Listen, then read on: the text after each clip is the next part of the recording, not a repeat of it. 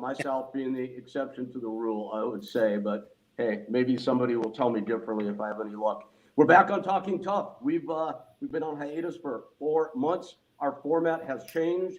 You are now looking at the tough guys version of The View. We'll see what the response is to that. Without any further messing around, let's get right in and introduce. I was about to say guests. These aren't guests. This is the permanent 4-man panel for Talking Tough. First, a friend that I'm happy to say is a great friend who I've got to travel the world with. Pretty much every continent except for Antarctica, I think. We've adventured all over the world together. This guy is an icon, and he's traversed the boxing ring, the octagon cage, the K1 ring.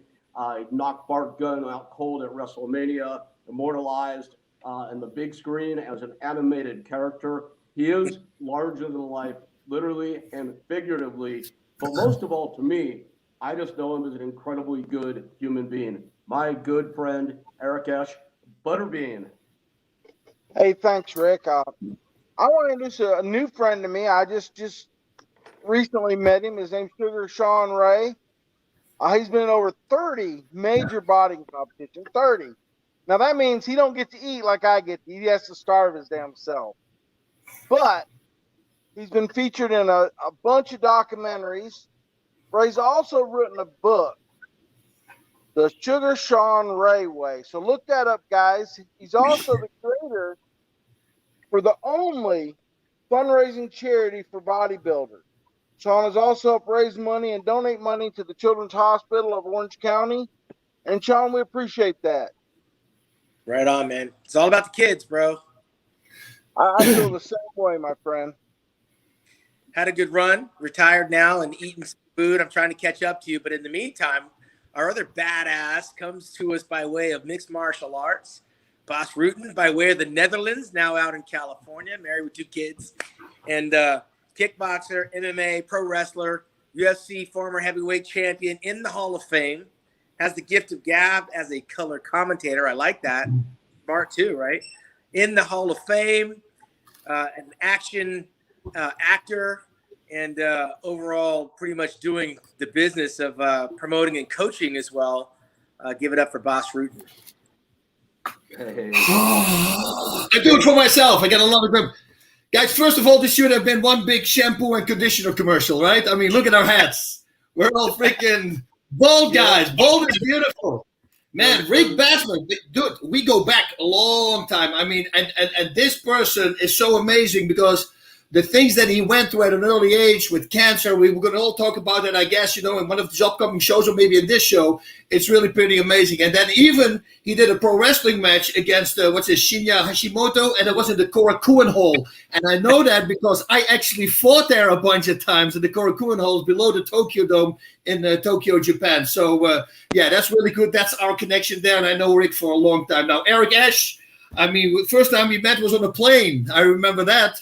Going to Prince George in Canada. We were at some event. I don't even remember what event it was, but it was cool to have you because I was always a big fan of the 4-rounder, the king of the 4-rounders, man. But not about your boxing. Of course, about your boxing, but your attitude on life. That was always something that I was really mesmerized with. So a funny story about Eric. We were doing a show one time, mixed martial arts for the International Fight League. And a week before, apparently, Eric had been fighting there, boxing.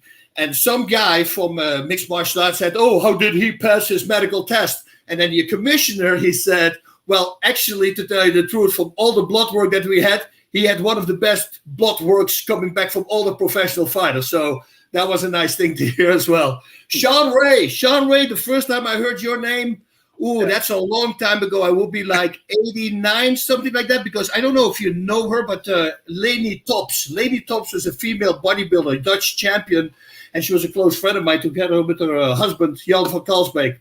And Jan van Kalsbeek told me to watch out for you because you're going to be on the scene. And I believe that you became, I don't know, I think in the 90s, the Mr. Olympia, you placed 3rd there.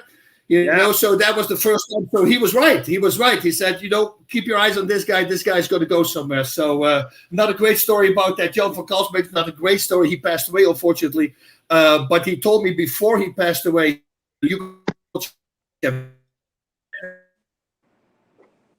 It's a to be there. So every time when I walk into a fight and you see me pointing up, that's actually to that guy. He was the husband from Laney Tops, the bodybuilder. So, guys, I love being on with you guys. Hey, you know what? Boss Boss, is the baddest ass on the planet that I know. I'll tell you what. You go into a bar, you're looking for the baddest guy in there. You're not going to be the one being spotted, but by far you are one of the baddest men in the bar. I guarantee it. it's funny. Boss to me, look, there's a lot of people that want that title of like the baddest man on the planet, or the toughest guy who ever lived.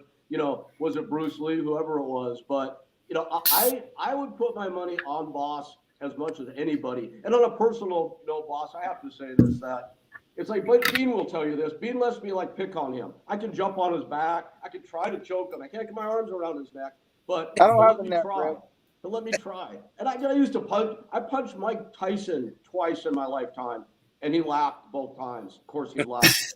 The only person that ever hit me back when I did that was Boss Rutten. And you didn't try to hurt me. It's like a little tap on my leg, and it's like 20 years later, I'm still feeling that damn thing, man. Oh my god! I can't even. I like the idea that Boss Boss is coaching people. I mean, coaching and giving back. That's huge because it opens the door for the next badass coming up down the way. And Butterbean, just looking at you, you couldn't pay me enough money to get in the ring. I'm out. Like I said, I'm scary looking. Boss is not scary looking, but he's a badass. That's yeah. Come on now. And you know what's really cool about that, Shawn? Like, in your world, I mean, you're a legend, man. You and I don't really know each other yet. I go back with Boss a long ways and Butterbean. So glad to have you part of this group, Shawn. I really am. We've met a couple times throughout the years. You may or may not remember, and that's okay. But it's a blessing to have you here because your reputation precedes itself. You're known not only as a champion, but as a gentleman and a guy who does give back. I mean, that's so attached to your reputation. And, I feel already like you're such a great fit for this group. And look at this group. Wow, you guys. I feel pretty humbled to be part of it. So thank you all for being here and now being part of this this quartet that we have. This is going to be great. I think so too, man. I think we're going to have a lot of fun. And once we start introducing some guests also, and fun guests, of course, because I leave that up to you guys. I have some crazy friends that we want to interview, trust me, and we're going to hear some cool stories. So can't wait for that as well. Yeah, that I've got a list. I know we all have our hit list, and I think we're going to have some people on the show that'll blow people's minds. I did notice that we're getting a lot of comments already as we get started here. So, hey, people out there, if you have ideas for guests for us, the more outrageous, the better. Throw them up there on the screen. Let's hear your ideas for sure. And but I got a question that I got to get out, Rick, right off the top, because watching what Boss and Butterbean did during their careers was nothing short of amazing. But I want to ask, Boss, who was the toughest fight for you? Like, who did you get in the ring, and was there somebody that you had the butterflies, a little bit nervous, maybe even unsure? What was the toughest fight for you, bro? I had what a tough fight. Okay, my fight against Kevin Randleman, that was a tough fight. It was for the UFC title. That was a very close fight. I'm actually going to help induct him in the UFC Hall of Fame next week. So that's a cool little thing. Unfortunately, he passed away too soon. But my first one that I had was I lost my third fight by way of a toe hold. And for the people at home who don't know what a toe hold is, it's not grabbing a toe. I saw somebody break his shin bone with the toe hold. So it's a gnarly move. And I had no clue about submissions. And this guy beat me with it. And it hurt a lot. I do know that. And then I had a rematch with him. And now I acquired all my submission skills. So that was my second title defense against Funaki. And then somehow he came in. And he was totally out of character. He stood right in front of me. And he slit his throat like this. In the ring, and I'm looking at my manager because I never had a coach. I only had my manager. I said, dude, I'm going to kill this guy. Who would do that? I was so angry. And he said, no, you got to stay calm. I said, don't worry, I'll be calm. I said, but watch. Once I see an opening, I'm going to and that guy, I mean, it went to, they say it's my best fight and his best fight. I think I knocked him down 4 times. There were 8 counts in the style that I was fighting in Japan. But my palms were black and blue. My knees were bruised from kneeing him in the face. And then the final knee was literally, I grabbed him by the hair. And then I kneed him in the face as hard as I could. And that's when he finally stayed down. But every time when he would go down, the whole audience would go like, Funaki. And then he would get up again. And I go, shut up, because every time he got up again. Yeah, that was a tough fight because I was starting to run out of gas. Can we find Shawn, that? Watch that fight if you get a chance, man. Funaki, it's a freaking classic. And the Japanese fans, holy cow, it's just like, it's a different breed. I remember being in Bean's Corner, the final Pride show ever. And, you're there with legendary Japanese. Butterbean absolutely had the biggest audience response that night, including the Japanese. And didn't you submitted a 400-pound mixed martial arts fighter named Zulu Zinho in front of a Japanese crowd. And boss, I don't know if you know this, you may have been commentating, I'm not even sure, but Butterbean's first submission victory on the final show of Pride ever against a 400-pound submission artist in front of 70,000 people. That was not horrible. What was the submission? Bean come alive. Key lock. Whoa. I love it. Who was your tough, Butterbean? I want to hear from you. Who was the toughest fight for you when you were out there? I mean, you fought a lot of. Probably the trickiest was Larry Holmes when I won a boxing match because I done everything to aggravate him prior to going into the fight. Like I had to deal with the promoter. I was going out last, which the bigger name, which at the time Holmes was a bigger name. I mean, but he was so mad by the time he got to the ring. And I kept trying to get him to engage me, and he would never engage me. So it made it really difficult because he'd run and jab. And Larry Holmes had the best jab out there. I mean, he was amazing. But in the second round, hit me with a straight right. It was a solid punch. My first instinct was to smile at him and say, "Is that the best you got, old man?" And that was the biggest mistake I made in the fight because I scared him. And after that, he just run from me. Then, then my nerves were kind of, I'm going, now I got to figure out how to catch him. And I'm not a runner. I don't like to chase people. Mm-hmm. I know that look on your face when you get hit and you smile at somebody. I've got to see that many times up close. Shawn, I want to ask you a quick. Let's do this for each of us real quickly. So just to catch the folks up that are watching, we've got a good audience on already. This is great. Why don't we just do a quick minute check-in for each of us? Keep it to a minute if we can, just on what we're up to and what we're doing in life at present. The highlights. Shawn, what's going on with you, man? I just recently signed on with Mutant. Mutant is a supplement company. It's based out of Canada, and they're kind of relaunching their brand. And I'm in their marketing, and I'm in their branding and their advertising space. We're now sponsoring the Arnold Classic that's coming up next weekend in Columbus, Ohio, and then the Mr. Olympia Championships on October the 7th to the 10th in Florida. Tomorrow I'm on an airplane to Hawaii. I have the Shawn Ray Classic scheduled for November the 20th. I'm going out there to put some posters up, visit the gyms, meet with the trainers, meet with the athletes, and do the marketing and promotion. Hopefully, Hawaii opens all the way back up in November because right now they're closed down because of COVID, but the show must go on. So I'm going out there. It's my 5th year of the Shawn Ray Hawaiian Classic, putting that on. And I work with a couple of companies marketing products for Fascia Blaster, for Mr. Tortilla. So I'm a pitch man. And I'm the commentator for the pay-per-view for the Mr. Olympia for, I believe this will be my 19th year coming pay-per-view on MrOlympia.com. So I left the stage, but I didn't leave the sport. That is so cool.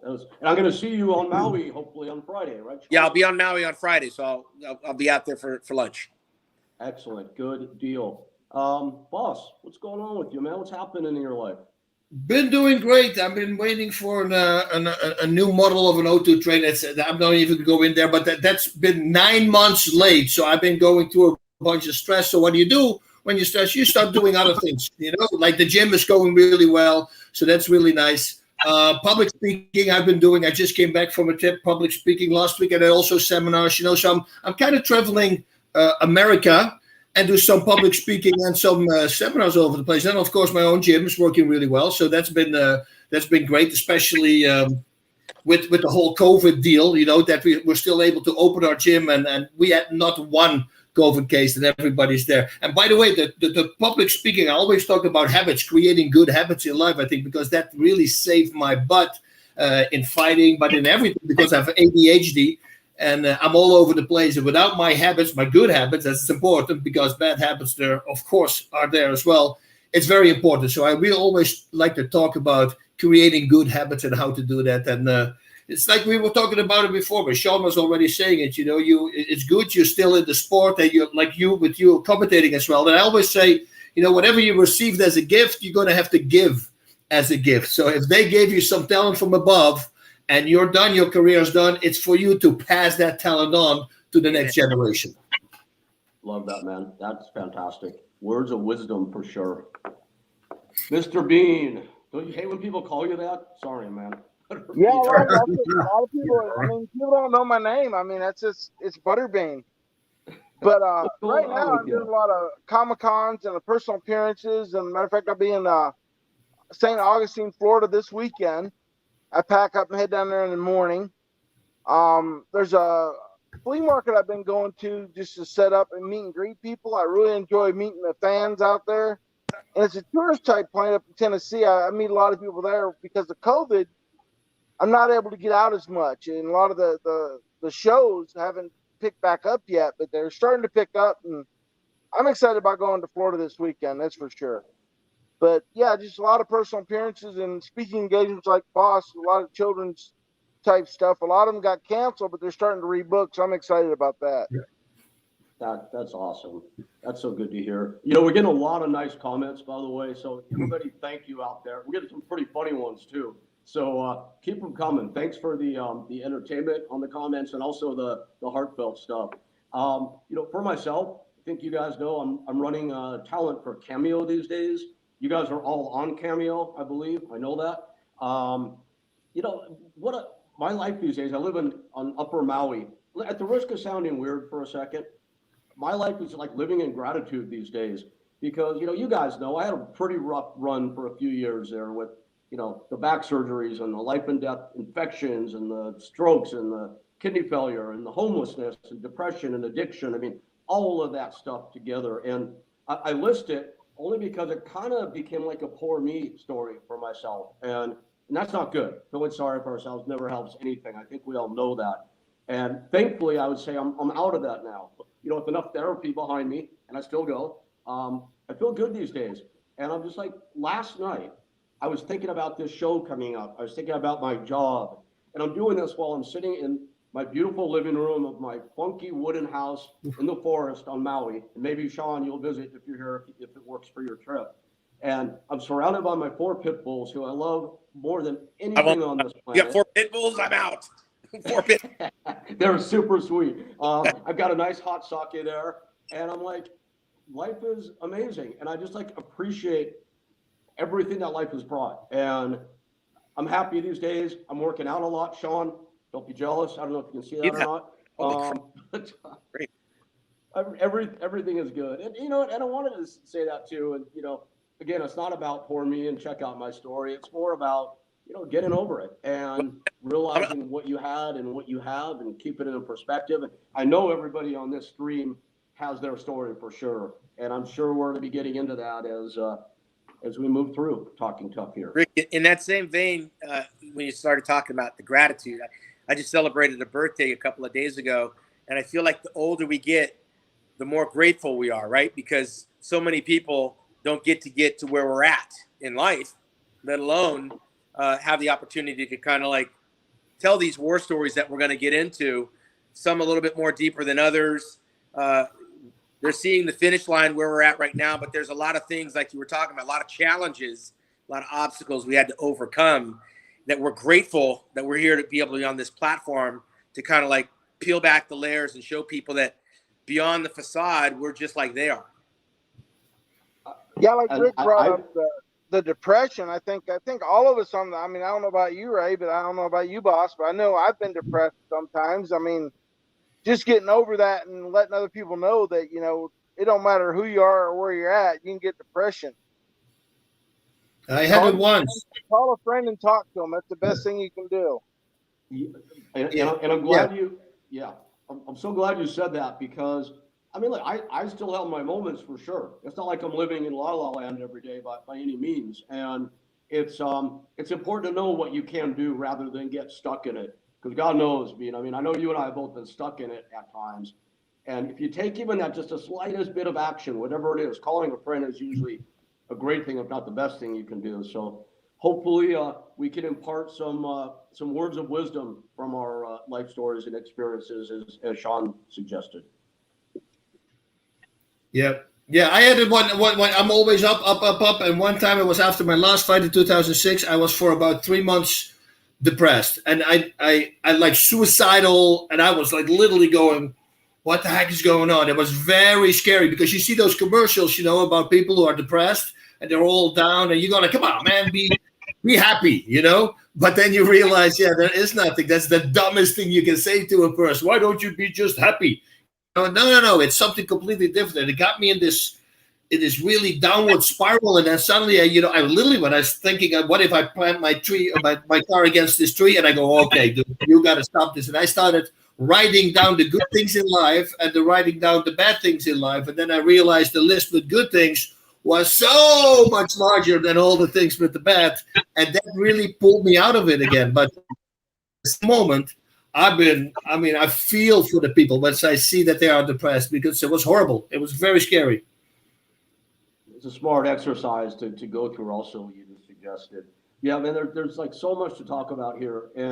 But look, you know what I think it'd be kind of fun.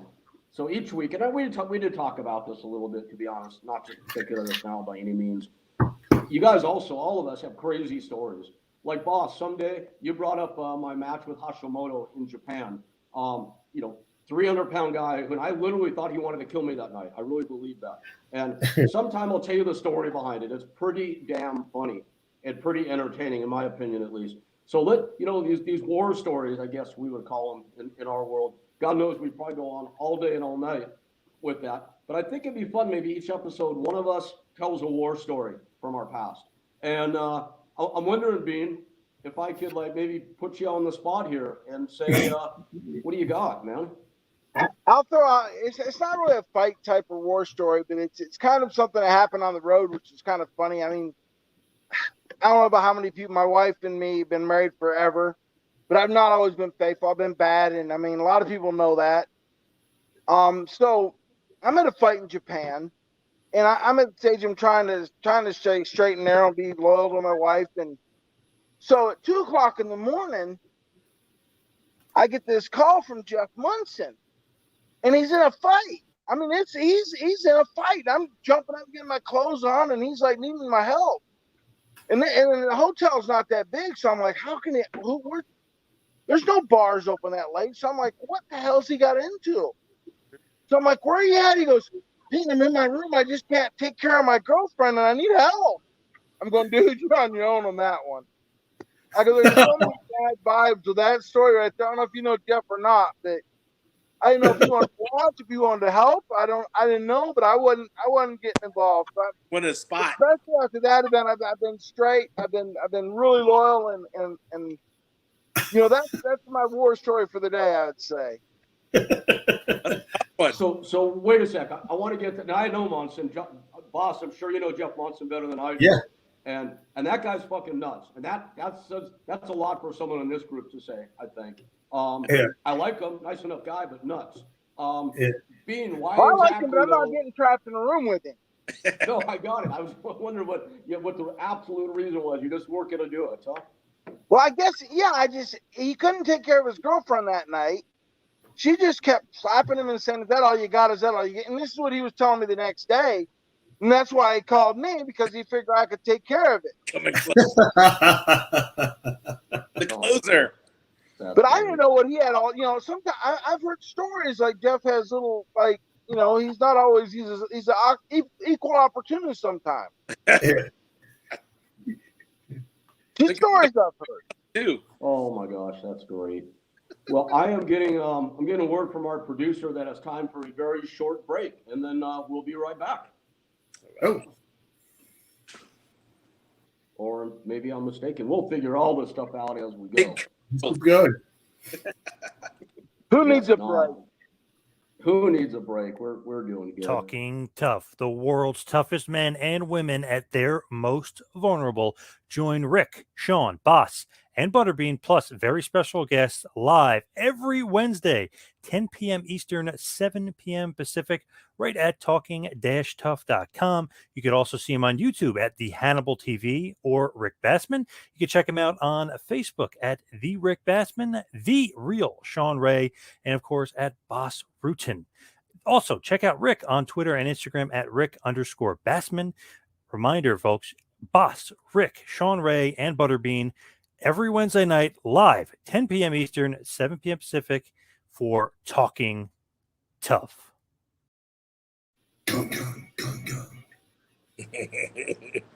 Oh, and we're back. Okay, here we are. Story to Shawn Ray, Butterbean, and I'm Rick Bassman. You know, I think what was supposed to happen there, guys, is if we don't make fun of our own technical difficulties, then it becomes maybe even more embarrassing than making fun of it. I think we're supposed to have a VO there, a voiceover, that reminds everybody where they can watch this show every week. It is running right now live on Boss's Facebook. It's running on the Hannibal TV on YouTube, on Two Man Power Trip. It's on my YouTube. Shawn Ray, who's got a gazillion followers on Facebook, but whose Facebook got hacked by somebody in Boss's home country, I understand. We'll be back on your Facebook as soon as we get that sorted out. And, you know, the goal here is to, obviously, anytime you do a show, you want to amass as large of an audience as you can. I know we have, you know, all kinds of ideas about stuff we want to do with this show. But in the meantime, again, just happy to be here. I love getting these comments. We're talking about a pro wrestling tag team comprised of Shawn Ray and Butterbean. That's somebody's idea out there. You know, there's all kinds of fun. Yeah, I love a tag team, I'm telling you. Me and you. And we're getting lots, and I don't know if you guys are reading comments or not, we're getting lots and lots of bald comments. There's got to be, and this was not by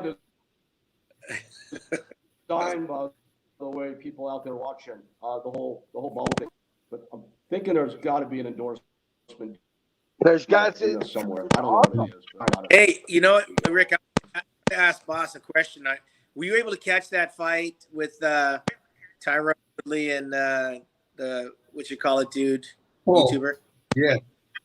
So Paul. I mean, I don't know what you saw and how you saw it, but is that something that you'd want to see a rematch with? No, I don't want to. You know, Tyrone should have pulled the trigger. He was tired at the moment. Paul was, and I think that Tyrone could have finished him if he would go for it. But you know, he was just holding back. So if it would have been a very close fight, but no, I don't think it's a great fight to watch again. You know, I think it's unfortunate because he was doing really well. He could have. I truly believe he could have finished the fight. That's what I think, because Tyrone is so freaking powerful. I mean, if he connects a few body shots, especially when the guy is really tired, well, he's going to hurt the guy, 100% guarantee. So, unfortunately, he didn't do it. Dean, what about Evander Holyfield and was it Vitor Belfort fight? Yeah, that's a very sad thing to see. Holyfield should have stayed at home. Yeah. I thought it was a joke. It really was. Yep. He had no right, and then they had to move it to Florida because the commission wouldn't okay it. That should tell you something right there. And I don't get, back when I was fighting, they wouldn't let you fight just anybody. You had to be the equal level, Right. especially in boxing. If you wasn't the same, right in the same weight, the same fight level, it's like Mayweather should never be able to fight Jake Paul or Paul Jake, whoever the hell that clown was that he fought. And if it was a real fight, in my view, it wouldn't have went that long. Yeah. Unless Floyd Mayweather just lost it. It's the boxing's gone to shit right now. I'll be honest with you. Well, Boss, what about you got whatchamacallit, James Toney talking about him, and how many guys are we going to drop out in their 50s and prop them up? I mean, shouldn't somebody stop that crap? Yeah, I don't think it's good. I believe it's a bad taste. The reason why they're fighting most of these guys is because they have no money anymore. And that is the wrong reason to fight, trust me. And you're only going to target, you're going to hurt yourself, your career and everything. You see this so many times. Like for me, everybody tells me, says, oh my God, you left on top, because I didn't lose a fight in the last 22 fights. I said, that was not me. That was literally the Lord taking care of me, give me a bunch of injuries so I couldn't fight anymore, which I hated at the time. But thankfully it happened because I would have been the same knucklehead. I would have kept on fighting, and eventually you're going to face guys half your age who are just started training when they were 10 years old, and you're going to lose. That's what you're going to have. That's going to happen. So now if you come back for fight for money, I just think it's the wrong reason. You should really fight because you love it, and that changes the fighter. Can we say the same thing about Peter Ortiz, for example? Like he said, he wants to fight again. I mean, he went out in the first round. Yeah, Well, it's hard for. Let me comment on this if you guys don't mind. By the way, Romanowski 316 says Butterbean could beat both Paul brothers at the same time. Well, that I have no doubt. They don't even weigh half as me. If you put both of them, they're not even halfway there. Of course I could. Shawn, Butterbean knows this better than anybody, myself included. But it's like the sport has kind of gone the way. Imagine Vince McMahon, who I like and respect for what he does, but imagine Vince McMahon in the pro wrestling business. Right. And you've got, commissions are commissions, Bean, but you and I both know that enough money and things can be played with a little bit. All of a sudden, the idea about matched abilities goes out the window. Right. You're Evander Holyfield, who is one of the greatest boxers of all time, bar none. Now, I'm in no way, I don't mean this, but hell, if I were trained up and I were in shape, maybe I could beat Evander Holyfield in one round right now because he's not fighting right now. He's not a boxer. He's not in shape. They threw him out there with a week's notice, but it's a huge name. And you've got a company like Trilla, which is throwing around ridiculous amounts of money. Isn't this just celebrity boxing over again? Is it celebrity boxing all over again? Yeah, that's basically what they're trying to do is celebrity boxing again. Yeah. I'll tell you what, now, I know Mike Tyson, and Tyson right now is in shape. He's in actually fight shape. Yeah. Dude, that's a scary guy. I saw him work out a few times. He's one I'd watch if he was in a real fight. Yeah. Yeah, that's the guy who can still fight everybody. Not against a Roy Jones or somebody where they're not allowed to hit each other. Yeah, Tyson could do serious damage to somebody. Yeah. Do you think Oscar De La Hoya dodged a bullet by not fighting? I think he did. I think Oscar shouldn't be fighting heavyweight back when he fought. What was it? It was under light heavyweight. He was a small guy. He was 150, 160 pounds tops. Yeah.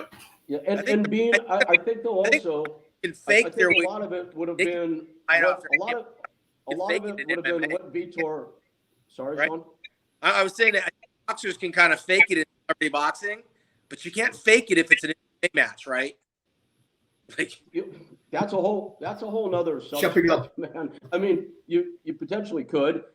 On your question of De La Hoya, in my opinion, it would have been based on what Oscar De La Hoya showed up, no matter what his weight was. Vitor Belfort, for mixed martial arts, is a really good boxer, but that's for mixed martial arts. If a prime Oscar De La Hoya showed up, he would have beaten Vitor Belfort. You think Oscar could be at his prime at 48 years old and all the things he's been doing? I mean, that prime was as a heavyweight, I don't see him being.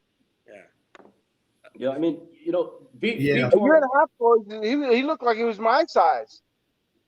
Yeah, you're talking about Oscar, right? Yeah.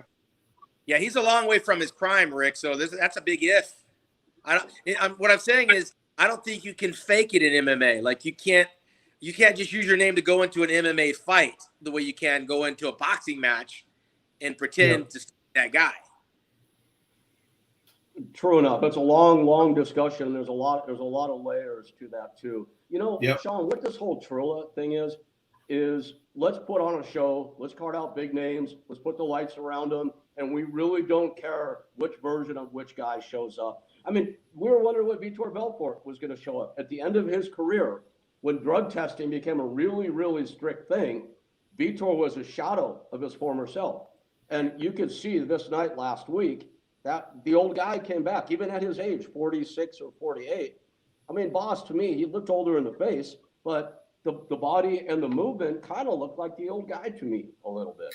Yeah, that's some people have that, like we were just talking about with Tyson. Also, he can still do some damage to the current champions. I mean, there's one of those guys, and Vitor has the same thing. Vitor is just a very explosive guy at his age, and you know what? Yes, in MMA, but if he fights with normal boxing gloves, for him that feels a little bit more safe, and he's got fast hands. You remember all the way back, there was actually talk about him going to professional boxing because he was just dropping people like left and right in the UFC all the way. He was 19 years old. I mean, I always liked Vitor a lot. I saw him when he blasted Vanderlei Silva in Brazil. You know, one straight line. He gave this, and he just from one side to the other side of the cage, and he was out. Thinking, wow, that was pretty gnarly to do that to a Vanderlei Silva. So yeah, always liked Vitor a lot. Boss, I was in Tank Abbott's corner the night he fought Vitor, and holy shit!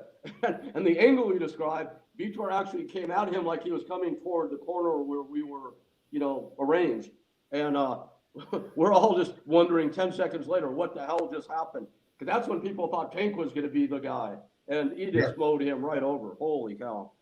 Yep, amazing. Super talented, and also once he started kickboxing more, Vitor Belfort, and he started knocking people out with spinning back kicks to the head, high kicks to the. I mean, he's a freak. His athleticism is just at a very high level. I mean, when you start, Luke Rockhold, high kick in the face, Michael Bisping, high kick in the face, and even somebody with a spinning Ushio Mawashi Yorangir is what they call it, a spinning back kick to the head. I mean, this was a guy who was a boxer, and he just learned some kicks, and then he started knocking people out with kicks. Let me ask Butterbean I don't remember that. That's crazy. Vitor with kid, I didn't know. Rick, I'm going to ask Butterbean a question about boxing. When you see the heavyweights fighting now, I mean, Anthony Joshua, Tyson Fury, are these guys? Could you get in there with those guys being 6'7", 6'8" as a boxer? And look at players. You learn, like I always like fighting taller guys. I always did.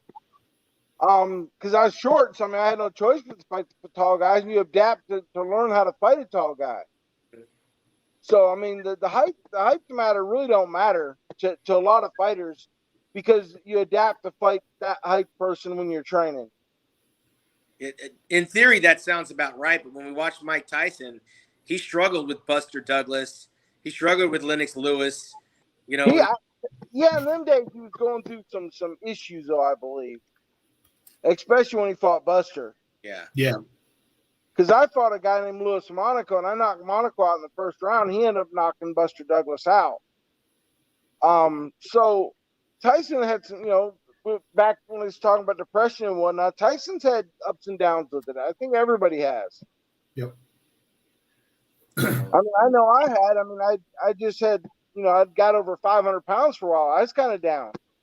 Yeah. So, I mean, when you're 500 pounds and you're not moving like you should, you got a bad hip, things will bring you down. But, I mean, 9 grandkids and a wife kicking in the ass, it'll get you going again. Yeah, I mean, speaking of which, boss, I know you've been through some SHIT in your life also, man. If so someone I'm putting you on the spot, someone comes up to you and goes, boss, I know someone that's really suffering right now. Can you tell us something about yourself that you went through that would be relatable, and then how you got out of it? That's putting you on the spot, man, but I know you can do it. Well, it's and they've been asking me more about it. It's addiction, right? Everything, as a fighter, what happens is once you get taken away from the sport, you're going to miss that feeling. I was high at training, but also high at fighting, of course. It's a natural high. Yeah. And once it's been taken away, and because of injuries, you try to replace it. And most of the time, it's alcohol and drugs. So, and then after my last fight in 2006, I didn't fight for 7 years. I made a comeback. And I thought all my injuries were gone. They were for the first 3 weeks. And then they all came back with a vengeance and then some. So I was in complete pain. And I remember, because I tested positive, people go, oh, you tested positive. Yeah, that was for a painkiller. But I took that, I remember 10 o'clock in the morning, because they told me at least 10 hours it needs to be out of your system. So at least, your reflexes don't slow down. And but that's where it started. I remember it went from 2 pills to 4 pills to 6 pills. I remember putting a 9 with, the honor for my wife. I would put a 9 on the mirror. And I said, I'm not going to go take more than 9. Well, those 9 become hundreds. I mean, you go like, really? Yeah. Well, if you take 10, 80 milligrams of OxyContin every day, that's 80 pills. That is like 160 Vicodins if you think about it, the amount.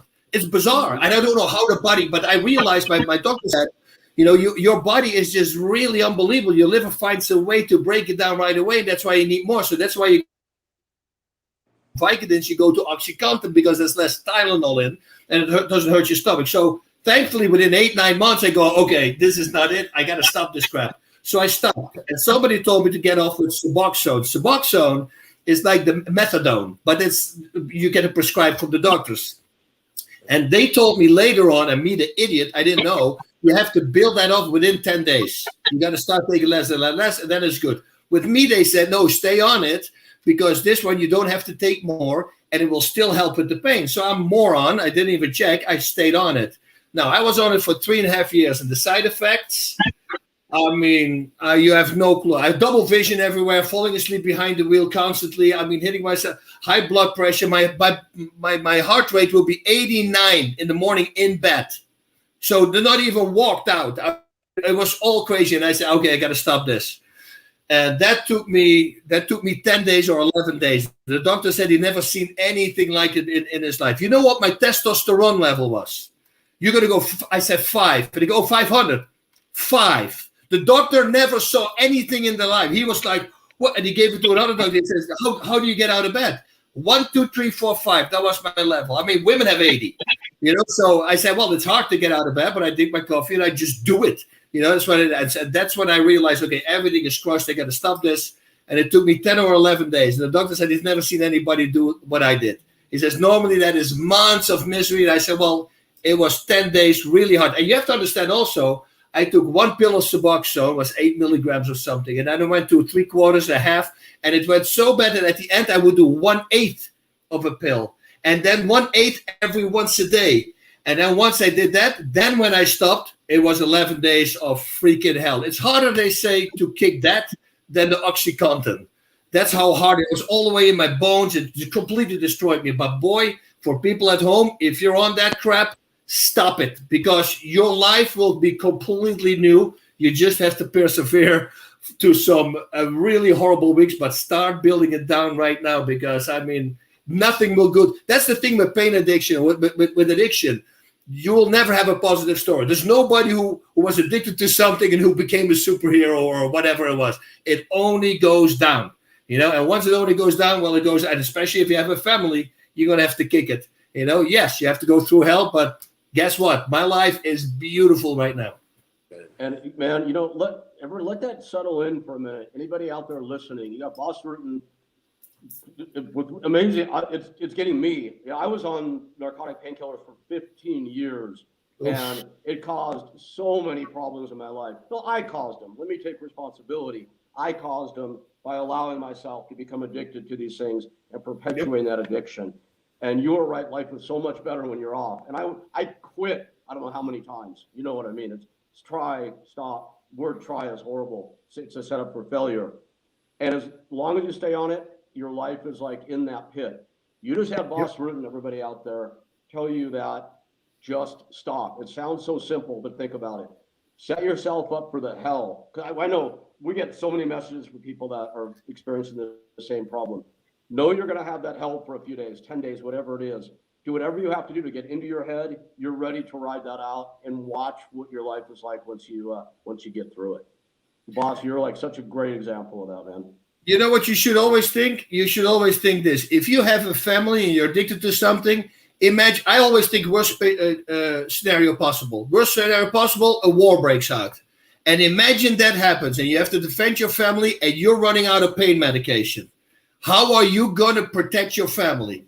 And that stuff like that in my mind, once I project that, that's it. I'm going to quit because I don't want to be in that position. You never know. Yeah, it will never happen. Yeah, same as home invasions. That will never happen. Really? There's 2,740 a day here in America. I looked it up because it wasn't my public speaking thing one time. Over 1 million a year. So it does happen a lot to people. So just be ready. Somebody comes in the house, you need to be ready to defend yourself because it's not only you, it's your family. Al, I want to address Al, who just wrote to us about his daughter being addicted. And he's saying that he wishes she was watching us. Al, this show is going to be up for replay on all the platforms you see on the poster, the graphic here. That's Boss's Facebook. It's Hannibal TV on YouTube, my YouTube. So please have her take a look and maybe watch next week and write in, and we'll be happy to interact with her for sure. Hey, I Rick, want to set Sean up for a big question. well, I was going to Sean. be a fan really quick. I just want to ask the question I think a lot of people want to know is, Butterbean, how is it that you never got the chance to fight Mike Tyson? Sean, wait, hold on. I'm interrupting Sean on the fight questions. We're going to fight every week with each other. So here's our first fight.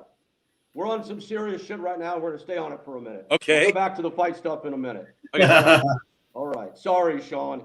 No, I love but- it. Sean just moved up into camera. Sean, come up and join us again. closer. You're the best looking guy here. Come on. Maybe not. Oh, maybe you are, boss. Maybe you are, Bean. I'll tell you Sean. what, the addiction's bad for a lot of people. My brother actually overdosed taking heroin and died not long ago. Well, now it's been several years back. It seems not long ago because he buried himself in a basement. We never seen him. Yeah. It's a horrific thing, and it's only getting worse. And Yes, sir. we all know, from our worlds. And when I say our, I mean everyone knows that Sean Ray's world is bodybuilding, Boss's is mixed martial arts, Beans is boxing. I mean, you guys are all way more than dimensional than that, but that's what you're known for. My main world is pro wrestling, and Sean, in that world, we had a thing we'd half jokingly call, and it's very sad. We would call it the pro wrestling diet. And as you probably know, tons of guys have dropped in their 40s. They're, just dropped dead. Pro wrestling epidemic. And that's because the diet back in that day, they would really watch their diet, so their bodies look good. But it was anabolic steroids, it was narcotic painkillers, it was alcohol, and it was cocaine. And that plays hell on your heart 20 years later. Yeah. Sean, I don't know you well enough to know how you're going to react to me even ask you this kind of question, but I'm going to ask, what's the bodybuilding world like backstage, man? What are the behavior like? What are the habits like? Yeah, it is, there's not really a common thread when it comes down to what guys are using. The things that guys do is typically they have their coach or they have their team, and there's a lot of separation. It's not something that's commonly spoken about. Even when I was coming up in the game, you run into the guys that you got to compete against. There's no commonalities. We didn't sit down and compare notes on who's taking what. You kind of had to figure things out on your own. And like anything else, we're a sport of misfits, right? We're looking for something. We come in because we're overweight. We come in because we're small. We come in because we've been picked on. We're overcompensating for something by doing this bodybuilding thing, trying to change who we are on the outside anyway. Sometimes it's effective changing the way you think and how you structure your life because you have to go through the routine. Like Boss can relate to that. You got to do the routines to learn the moves, and like Butterbean, you got to practice the jab. You got to hit the heavy bag. You got to this whole routine. When the routine is broken, that's when the real world stuff kind of can creep into your life, and you can go the wrong way. And in bodybuilding, you'll find a lot of athletes, especially along the way, when injury sets in, you get idle time. There's no contest on the horizon. The diet can go out the window.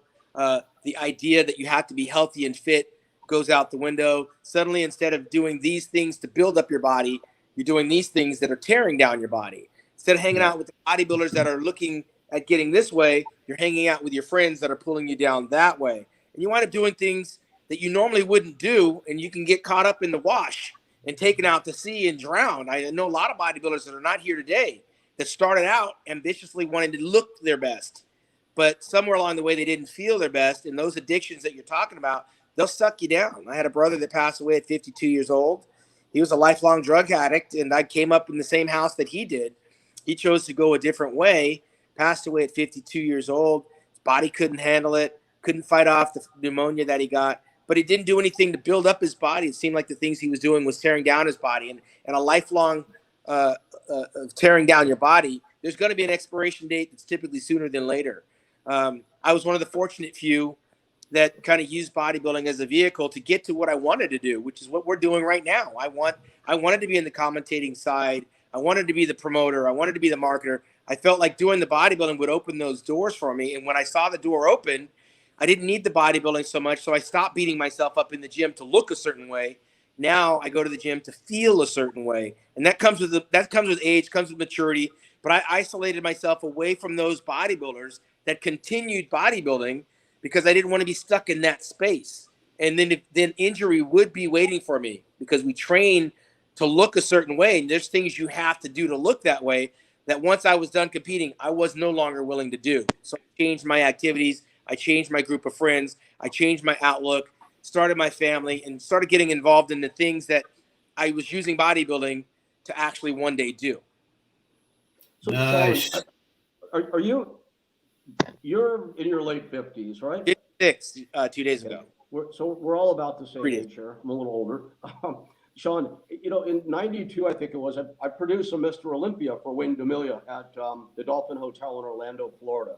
91. And I remember Dorian Yates and Lee Haney and Lee Labrada and Rich Gaspari, all named Tom Platz, guys that I remember from those times. Now, I have no idea what any of those guys are up to these days. I look at you, you're in great shape for 56, for any age, 56. You're in great shape. You're a very successful businessman also. Are you the exception to the rule? What's going on with most of the guys from that classic era? Yeah, I mean, it's funny because we just had a conference call about this year's pay-per-view for the Olympia, and I drug out of the woodworks 8-time Mr. Olympia Lee Haney. He's got a very successful show in Atlanta, Georgia. I drug out of the woodworks Lee Labrada, who started Labrada Nutrition back in 92, 93, somewhere around there, right after Metrex. And he's still going very strong with his Labrada Nutrition. He'll be doing the commentating for the Classic Physique. And another one, the Dragon Slayer, Rich Gaspari, who was giving Lee Haney fits back in the day, who's got the very successful Gaspari Nutrition. These are my contemporaries. These are the guys I'm hanging out with, commentating on this year's Mr. Olympia pay-per-view. There are some. When you start numerically going across the board, you start to see the guys that are kind of broken down their bodies and maybe broken down their careers and kind of disenfranchised from the business. But the ones that stayed very close to the sport, they were the ones that were leading the way for me. I mean, Haney, Labrada, and Gaspari, they're all in the Hall of Fame, and they're all giving back in their own ways still to bodybuilding. Labrada's son is competing in the Mr. Olympia, right? So Rich Gaspari just had a kid 2 years ago. He's like 58 years old, popped out a baby, 2 years ago. And Lee Haney has his second grandson, and he named his firstborn Olympia. His daughter's name Olympia. Brought her up on the Olympia stage. I remember when I was coming up behind him. So these guys keep me accountable, right? Like, I'm working with guys I came up behind, competed against, retired with, and we all went to the four corners and did our own thing. And now we're being brought back with the common thread of talking about the Mr. Olympia. We survived. There are a lot of guys that didn't make the cut and a lot of guys that are no longer with us, but I was not running with those guys. They weren't friends of mine. They weren't people that were in my wheelhouse. And every time I see one drop, and this year's been a rough year, I think, like, where did they go wrong? But I start looking back at when they were once on the top of their game, and there was probably some things they were doing that they paid the price for at a later age, which is early age. I mean, I used to think 50 was old, and now I'm 56. So I'm on the back nine. So, yeah, I'm trying to, like, make sure I stay around the people that are, like, promoting what's coming up behind us, because we survived that era. But there's a lot of guys that didn't survive it because of the things they were doing. Hallelujah. Hey, Wow, boss, man. Yeah. do you think if Shawn had been with us at the Price Oil Celebrity in Destin, Florida, that we could have dragged him into the abyss? Or do you think he would have maintained his manners? I don't know. I was a different guy at the time. I would have probably slipped something in his drink. I would have roofied him. Probably would have had to. Here's the thing: when you grow up with someone that's addicted, you see the finish line. You see what that life is going to lead to, and it's not something that's fruitful. And so, having my brother for as long as I did, I was lucky. But it was also, I was able to look at what I didn't want to be. So maybe it drove me further into bodybuilding and trying to be the best physical specimen I can be, because he was just the opposite of what I didn't want to be. A lot of people don't see addiction. A lot of people don't see what it leads to. You got to hide your money. You got to hide your valuables, and you're fighting over ridiculous stuff because this guy's in his addiction. Most people don't grow up with an addiction in their family. And when you've seen it up close, maybe I did the opposite. I tried to go the other way. And in those situations, boss, in a party situation, I'm very well keyed. I'm surveying the room. I'm the guy that snuck out the back door when people were getting crazy, protect myself. Yep. Guys, I have a question for each of you. I know we're Eric, getting close. you ever had This that? is great so far, by the way, man. This is so fun. We're getting close to an hour here already. I don't know how long we'll stay on. That's up to all of us and to our wonderful producers, Rachel and John, who are keeping their fingers on the buttons here. But can you tell everybody out there, like, what are you excited about in life right now? Whether it's professional, personal, spiritual, whatever it may be, what keeps you going? What's exciting right now? And to who's the question? Oh, Or who Eric. you talking to, Rick? Bean, I'm sorry, I forgot to call it Butterbean. You know, I'm having fun meeting and greeting folks. I mean, back when you're fighting, you never really got to get out and actually get to meet the people that cheered for you. Mhm. And I get a lot of the fighters go out there and fight again, like Holyfield, or some of them. A lot of them do it because they're broke, but a lot of them do it because they miss the attention they was getting. To me, I'd rather meet the people than instead of go out there and do it. I think a lot of. I'm gonna have hip surgery pretty soon. The doctor, one of his main questions was, "Do you plan on fighting again?" I said, "I have no idea. I don't want to fight no more. It hurts too bad." Especially at this age. I'm 55 now, and I mean, I can feel it every day. I mean, I used to laugh at my dad when he said it was going to rain or going to storm in the next couple of days. I laughed at him, but you can feel it in your bones. I mean, I can feel it in my back and hip when it's going to rain. And I can see Bob smiling because he knows exactly what I'm talking about. Hey, Eric, Sean's going to be on Maui the day after tomorrow. Could you tell us what the weather is going to be like? I can't predict it, but if I'm there, I can tell you if it's going to storm or not. All right. I still want the answer, Rick, from Butterbean. Like, what happened with the Tyson scenario? I mean, why didn't that fight happen? It's Tyson. I really don't know. I actually was called before the Roy Jones people, but I got a real bad hip and I wasn't able to. I don't think I would have anyhow. Yeah. But back in the day, I don't know. Shelly Finkel didn't, they didn't want to put him against anybody that really could punch. Tyson's never had a great chin, I don't think.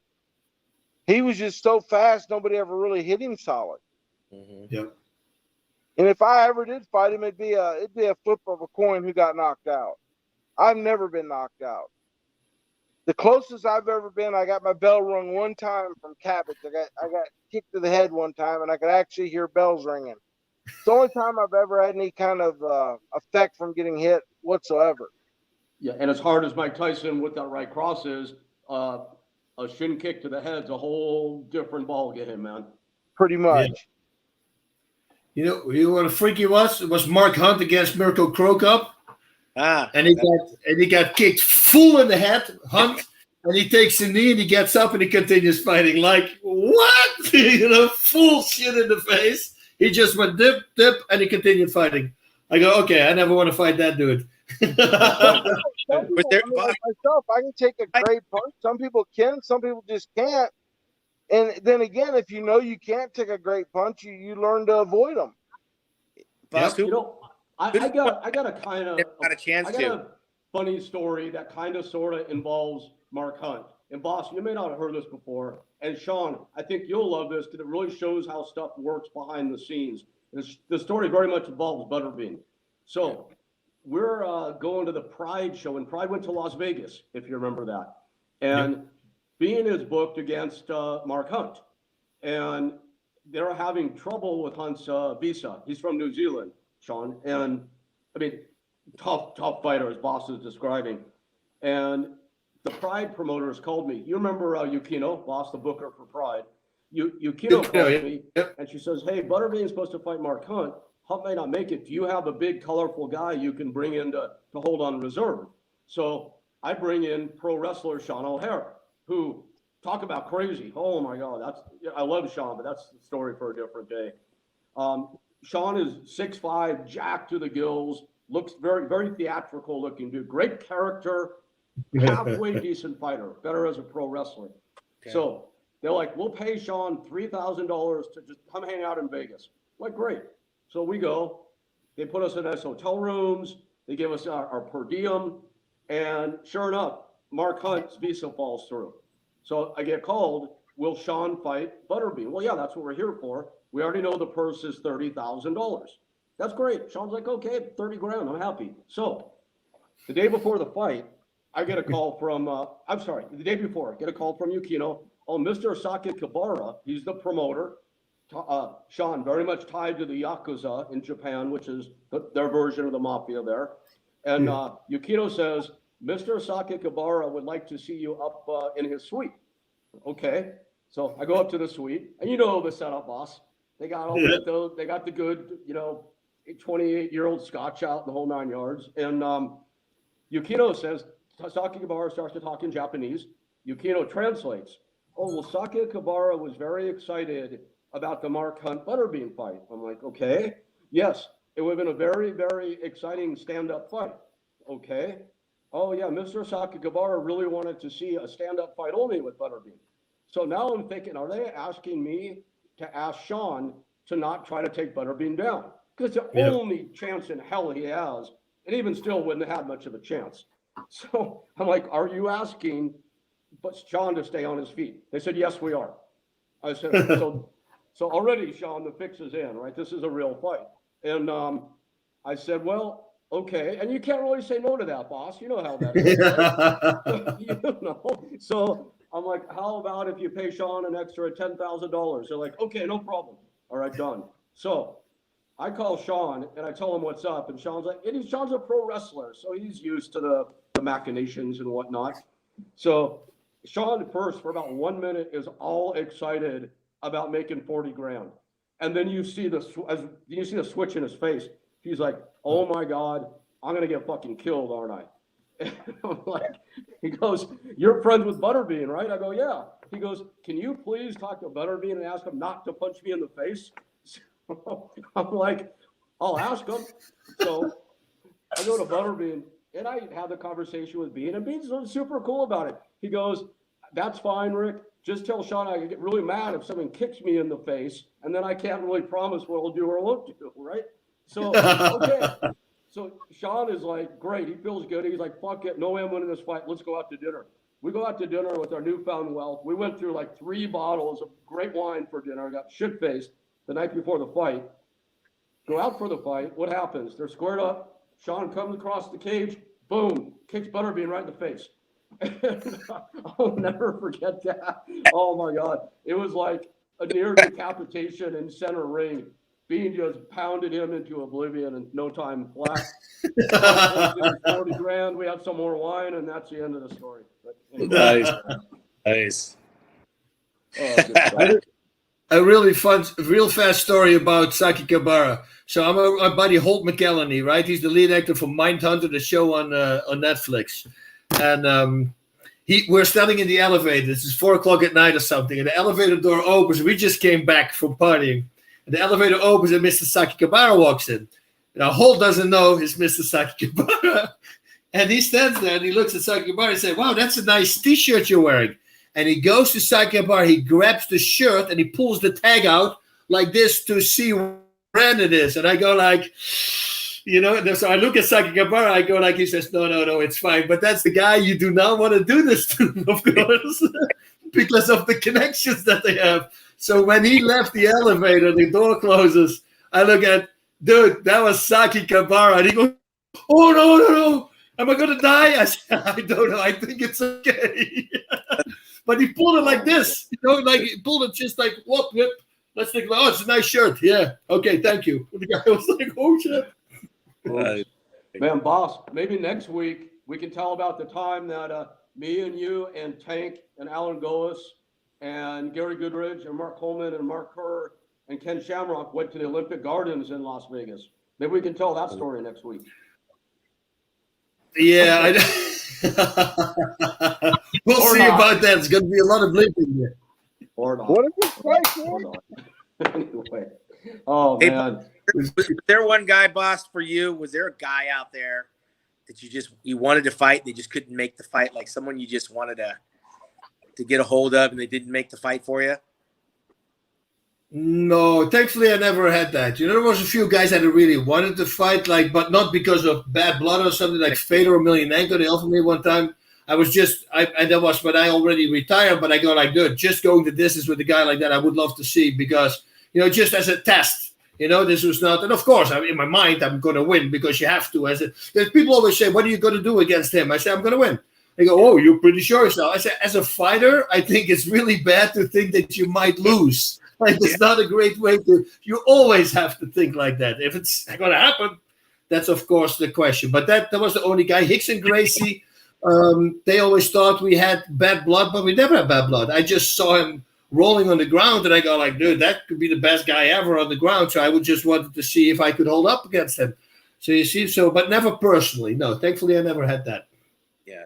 Yeah, I think they say you kind of, it's a little bit harder, but when you're like, you fight out of the challenge, and you don't hate your opponent, it elevates your game.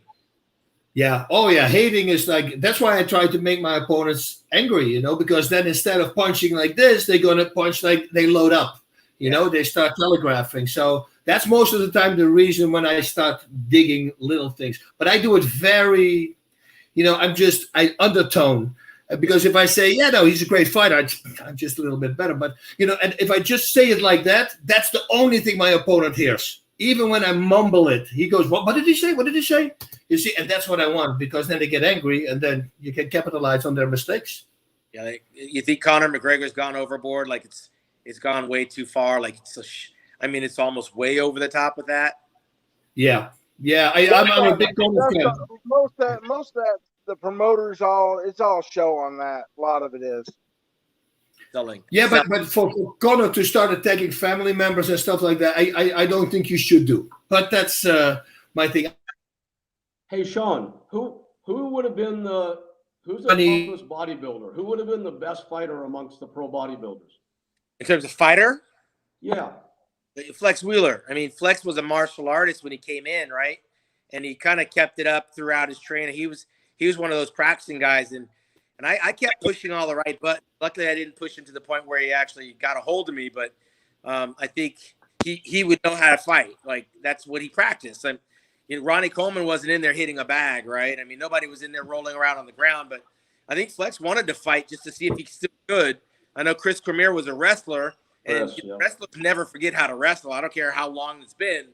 You get in with a wrestler. I mean, the big guy like that, it's like wrestling with a python. So I never rolled around with Chris, but most of the guys, they just weren't fighters.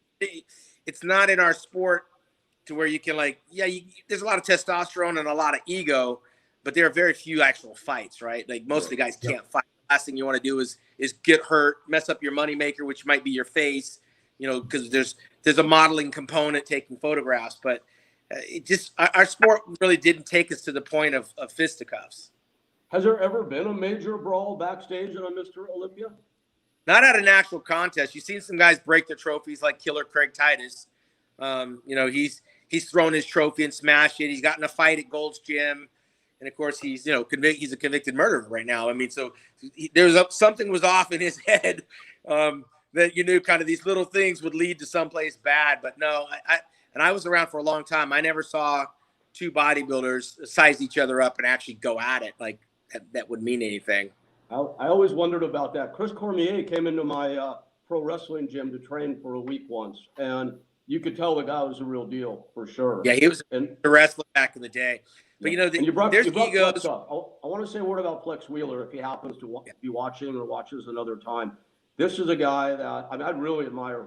Flex Wheeler, man. The guy has been through it. Also, you probably know him a lot better than I do, Shawn. He had a leg amputated not long ago, and this guy is on his game. He's got his head on straight. He's just. I think he's frozen. Rick's frozen, but he was talking about Flex. For some reason. Yeah, he's frozen, but he was. I was doing the frozen face. He's talking about Flex. I've seen it before, boss. He's talking about Flex Wheeler, who just got out of the hospital. He went in for some touch-up. Rick is back, but Flex has been through a lot. If we want to talk about a guy that's had to battle depression, he lost a kidney, he lost his leg, and of course, this is the guy that was on top of the world, this far away from actually winning the Olympia. He'd be a great guest to come on and talk real life stuff with us. Go ahead, Rick. Welcome back. We'll have Flex on for sure. If he'll come on, we'll definitely invite him on. Absolutely. Yeah, you point before you got cut off. We lost you. Well, I guess next week, one thing we really need to do is answer some of the questions people's asking us. We got to set a lot of time aside for that. I think that's important. I don't know what y'all's thoughts on it are. Yep. I love that too. We'll let Rick lead that. Yeah, maybe that's a great idea for the next show, actually. You know, just to answer we all answering questions from people. See what it. So wait, maybe with the guest and do that. That's kind of cool. Yeah, I wonder if we're able to do any Q&A right now. You probably guys got a note from Rachel. Probably I did. Our producer. Yeah, I there's see. all We have kind of questions in private there. chat, and I'm not really sure how to do that. Boss, do you know we have questions in private chat? I How can do we see the do question. this? If we say one more time. I'm understanding that. Come one more we have time, more Rick. You questions. dropped away. Yeah. I'm cutting out, unfortunately, guys. I'm sorry. I don't know why. Yeah, the questions, Well, Butterbean. Do you see the he's questions? frozen again, right? Okay. Yeah, Yeah. Rick's going in and out. Yep. Sorry. But Sorry. I think we should leave that till next week to You're to going focus in and out. on the people asking questions. So I've noticed questions throughout the whole talk, which would have been great to be able to throw them in. We'll have to set a time lot to do that. You know, I agree. I think that's a great idea. Well, guys, everybody out there watching, we'll take lots of questions next week. I want to thank on all over the house everybody who did watch, who put some great comments up tonight. This show will be available on replay on all of our platforms. We'll be adding Shawn Ray's Facebook platform soon. You can see special cuts of this on Butterbean's explosively growing TikTok. I still can't get over being in TikTok. I'm having a hard time wrapping my head around it, and I love it. It's got millions of views on his TikTok. Guys, this is great. This has been so fun. I don't want to have the last word, so I'm going to say one last thing, then leave it to you guys. Boss Rutten, Shawn Ray, Butterbean, thank you so much for being part of this. This is awesome. I love the bonding session. Thank you, guys. All right. We'll see you next week. Hey guys, that's all I can say. We'll see y'all next week. Aloha. Talking Tough, the world's toughest